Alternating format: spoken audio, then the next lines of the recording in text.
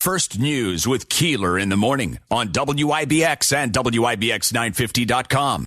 This is Keeler in the morning. WIBX 950 and 92.3 FM.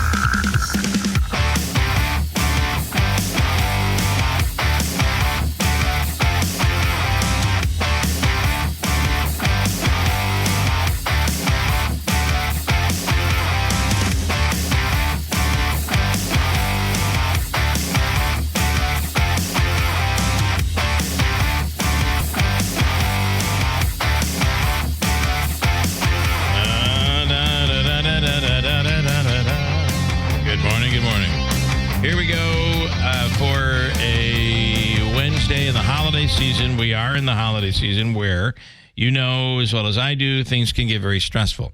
I am not stressed at all when it comes to the holidays. My wife, however, is stressed terribly. Like, she gets really bothered. And to the point where she's like, I dread Christmas. Dread it. She dreads it. She does? Yeah. Oh, that's too bad. Because this, for her, she sees it this way. She's got to do the shopping because she does all the shopping because she doesn't like the way I do it. I end up spending apparently too much. And then the other part Those gifts are stupid. I do the cooking, and there's always a mess. So she thinks about the mess. So that's what Christmas is for her. Bah humbug, my wife.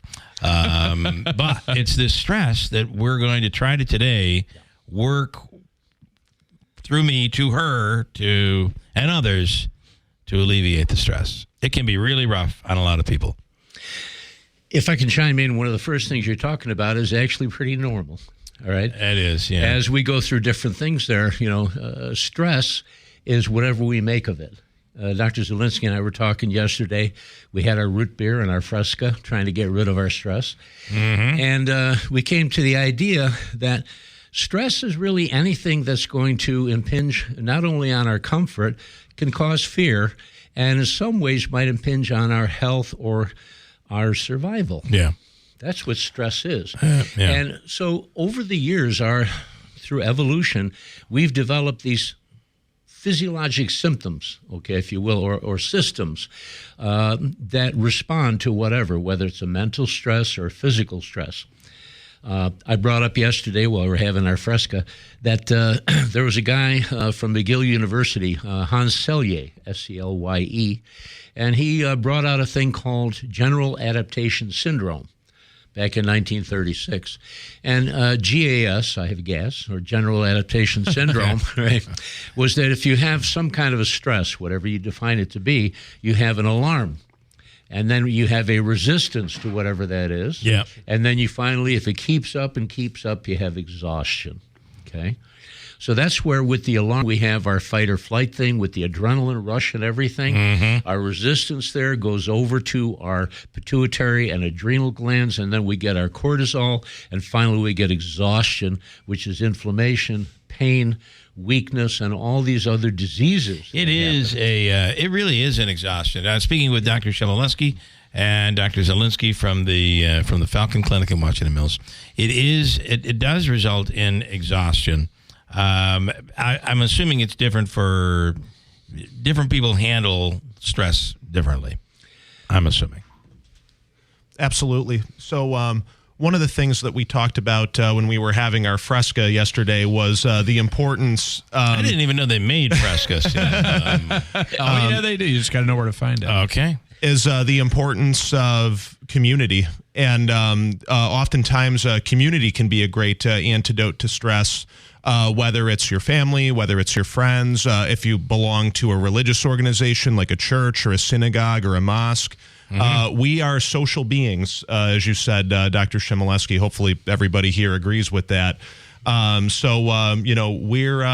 all in this together. Yeah. And the holidays, unfortunately, like we talked about, can be a very lonely time for people.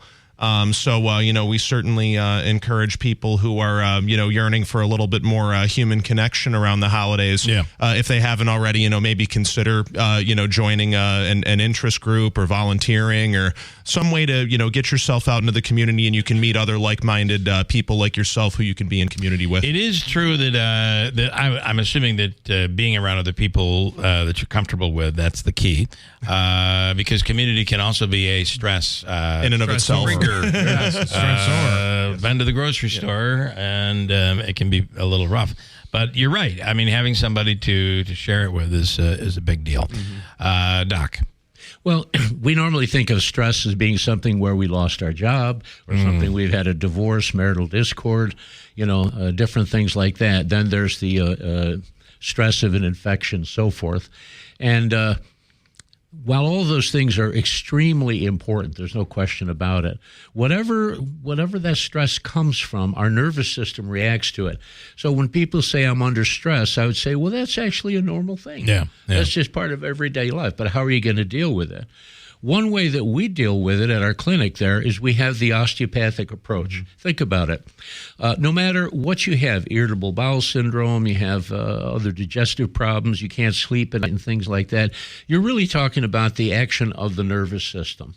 And because we can't take our hands and stuff and delve into people's brains and spinal cords indirectly through the musculoskeletal system, we have these osteopathic approaches where we can help to get rid of a lot of the resistance to stress. Yeah. Right, the general adaptation syndrome of the resistance. Yeah. And I know over the years when we treat people, either putting our hands on their heads with cranial osteopathic treatments or with the body, they say, oh my God, I haven't felt this good in so long. It's like all the stress has gone out of my body. Yeah. Because like another book there is called The Body Keeps the Score. When we have different things, stress or whatever, it settles into our nervous system and our musculoskeletal system. The body keeps the score. And that's why we have the headaches, the stomach problems, the insomnia and all that. And when you open up these channels for relaxation, you feel so much better and your body gets to heal itself. Don't you think that some people have really good, they've developed ways to deal with issues, whether it be stress or whatever, but in this case, stress. But others have not formulated a way it can really just derail them completely. Yeah. So what do you say to those people that just have still not figured out a way to be able to manage it? Is it okay if I go ahead and take that one? So as far as other things that we have to offer as the Falcon Clinic as an osteopathic office for stress is Dr. Chmelewski and I very frequently refer people to counseling because, there's a time and a place for judicious use of certain medications, absolutely. But counseling actually can teach people coping skills that they don't have yet for whatever reason to manage stress and depression and anxiety and insomnia and so on and so forth without the need for medication. Yeah. In addition to the osteopathic approach, like Dr. Chmelewski was mentioning earlier, we also share office space with Dr. Zylinski, who we work very closely with, who does acupuncture, which is wonderful for stress, in addition to musculoskeletal aches and pains and all sorts of other stuff. Certain vitamins, certain supplements, herbs like ashwagandha root, St. John's wort. And then we also do like to, do a thorough workup like we would for any medical condition with lab work, like, B12, vitamin D, CBC to check for anemia, thyroid, and things of that nature. Earlier this morning, we were dealing with Mr. Stress. Mr. Grumpy. Our own Mr. Stress. Davey, tell him what's stressed you out today. Out. It was really bad. Davey's stressing. He was having a stress attack. So just in a nutshell, explain to them what, and then we'll come up with a way. Well, Dr. Chmelewski heard it in the green room. He asked me, "You having trouble?" So I had a friend that I'm having trouble with, and I get stressed out over it. Yeah. What do you say about sometimes you need to remove the bad element in from your life, your aura, from your world? Yeah, well, you either sink and swim in your own in your own little puddle, or at some point you say, either this relationship isn't working out and we have to do something, or I have to quit my job, or I have to do something different. It might be, it could be a job, it could be an atmosphere that you're putting yourself into that is not healthy. One of the things that I think Dr. Zylinski he touched on last night, very importantly, ever since COVID, where we were separated by so much, what happened, and this has been written up recently, one of the big health problems we have in this country is the loneliness factor. And I know Dr. Zylinski talked about, you should get out there and socialize. I think that sometimes people just need to say, look, I'm going to do this. I'm going to volunteer here. I don't want any money. I just want to help out. I'm going to clean the office here. I'm going to do something. And when you do that, all right, you don't get paid, but you do have contact with other people. You widen your social circle, and who knows, when something happens, I guess if you want to talk money, somebody may come up to you and say, gee, you do a great job with this. How about if I hire you part-time or full-time? So I think people, with this loneliness, one thing they need to do is put that one foot in front of the other and say, do something. Just going to do something. And the other part of that, not that, I mean, you're busy. Yeah. When you have a ton of time on your hands, and I might have know time to think about a few people that had posted signs with it. I'm just saying, sometimes when you have time on your hands, you pay attention to everybody else's stuff, and it just drives you crazy. So get busy, and you're not going to have to worry about the little things. And I think we think too much of ourselves. I have people say things like, well, I'm not going out there to do this. I'm not going to work, all this other stuff. I'm staying at home. I'm going to work things out myself alone, and until I get to that point, then I'll go out. I think that's the wrong way. Finally, I would leave you with this and ask this question. Some of the stress that is brought on is the stress of feeling the obligation of, last year we've always spent this amount of money on the kids or the grandkids or whatever. But all of a sudden this year, maybe you're not doing as well.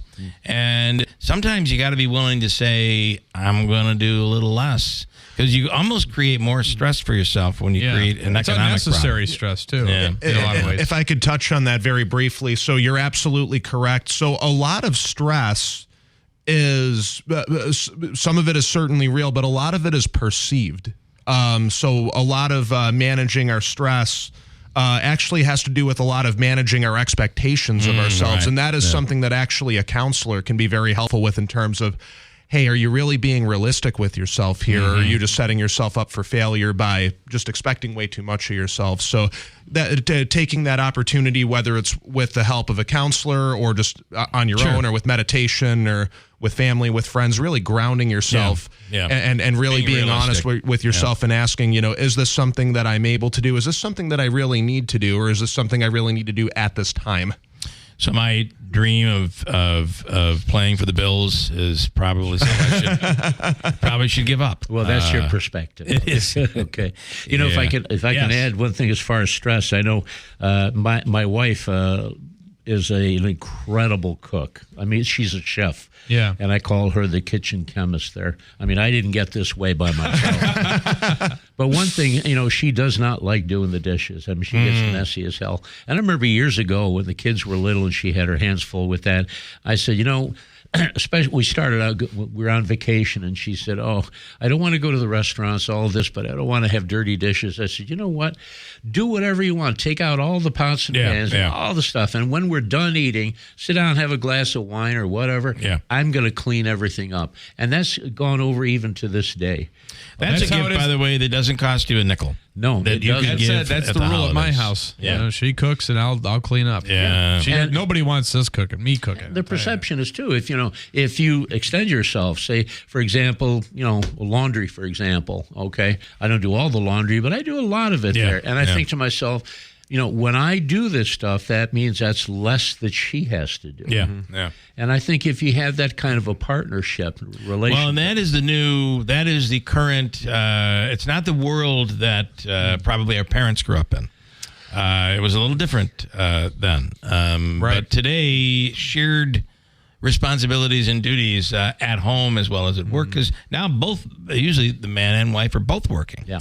So And anyway, I think it's more realistic. It is more realistic. There's All that right. expression, happy life, right? I do think If that's the what queen comes is on. happy, the kingdom is happy. That's right. All right. Falcon Clinic, reach out today. They're in Washington Mills, but maybe you just need somebody to talk to. And that might be, or maybe you need what you did monthly. I go in with a manipulation procedure that completely places my back, along with the other things that I do. I feel like it's just a combination. But that, I walked away the other day saying, I felt so much better. And in addition, it lasted. In addition to being in less pain, you probably felt more relaxed. I did. Yep. I did. And then I went back to work and got stressed all over again. Well, you can make another appointment.